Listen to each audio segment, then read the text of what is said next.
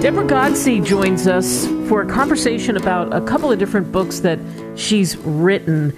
And one of them, Love's the Only House, Story of a Schizophrenic, a Diary of Lovers, is so intriguing to me. Debra, thank you so much for coming on. Thank you. What is it that people don't understand about schizophrenia? They think that a schizophrenic episode is not real. It's totally fabricated in their mind. And usually in my situation, my episodes were triggered by a real situation. And I just, as a schizophrenic, just the fear, we take it to the point, to the worst point that it could happen. And the fear of that worst situation just immobilizes us. We can't hardly speak. We're so fearful and defensive, and that we become unreasonable to talk to, and we need to be calmed down and treated as though the situation is real and what to do about it, instead of being treated as though none of it's real and just left to our own defenses. Did you know something was wrong? I mean, how did you get that diagnosis in the first place? I ended up in the hospital the first time because I have been having my first major episode, and someone got hurt during that episode, and so they hospitalized me, and I was just honest with them about, I realized something was wrong, and I realized while I was in the hospital, I realized they told me they thought it was schizophrenia, and I read over the material, and I recognized several of the signs, and I was just honest and told them exactly how I was looking at things and how I was seeing things, and that's how I got my first diagnosis. Wow. So you write the books. Tell me about the books. Love's the Only House. Give us kind of a movie trailer version, I guess, of what we would expect in this book. Okay, well, Love's the Only House is not about the schizophrenia. That's Pretio. Love's the Only House is about my childhood and how I ended up in my first marriage and the abuse of the situation that I was in for years, how I slowly woke up to the abuse and even saw a possible abuse with my children. That's where I started standing up and fighting against what I was seeing. And actually, the abuser ended up leaving the situation and leaving us. And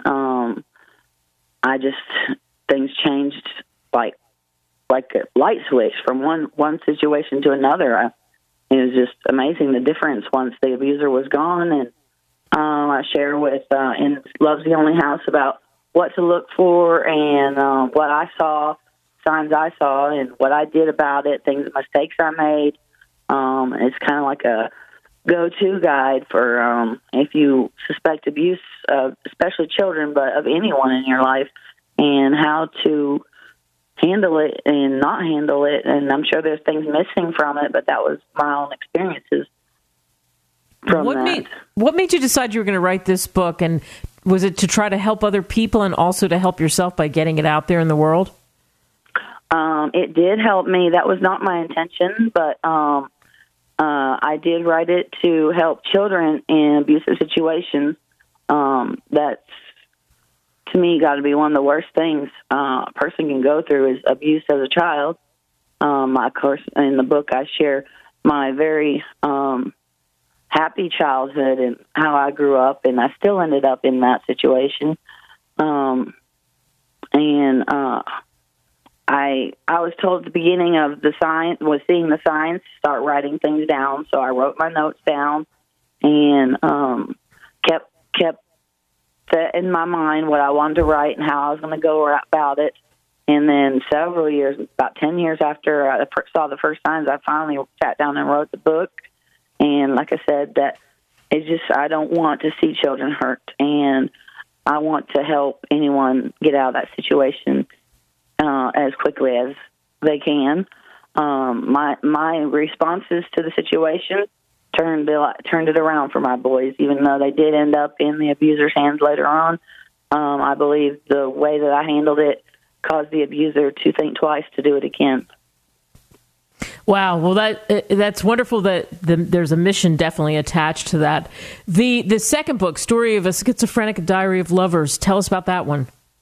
Okay, that one is the continuation of my story, where I have already been divorced and already been separated from my children for years. I met the love of my life, and he helped me through it. He helped me. We both worked to get money to travel many miles to court to get to see my boys and to fight for my boys.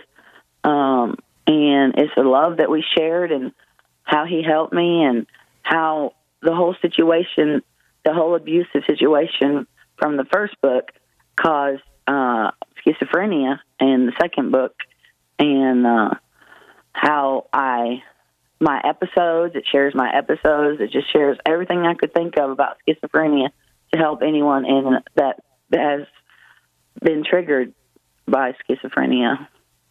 So with both books combined, and I think you've really told us this, what do you hope the takeaways are for people who get the books? For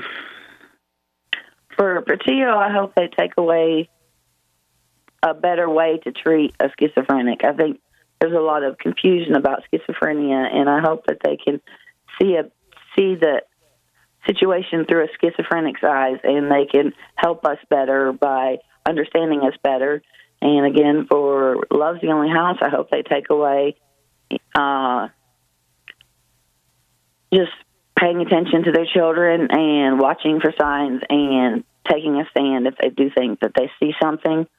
And in both books, the biggest takeaway I'm hoping for is that people will see how the Lord above is just always there with us, always holding our hand and helping us get through.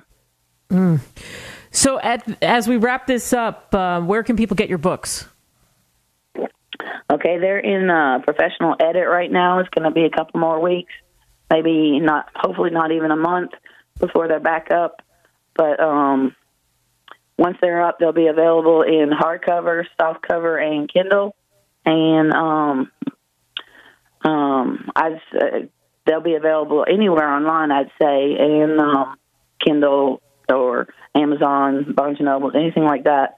And I'm not sure about in bookstores yet. Perfect, but that's the place where people go, so Amazon is the thing to remember for sure. Debra Godsee, that's how you can look all this up. Thank you for coming on the show. Thank you.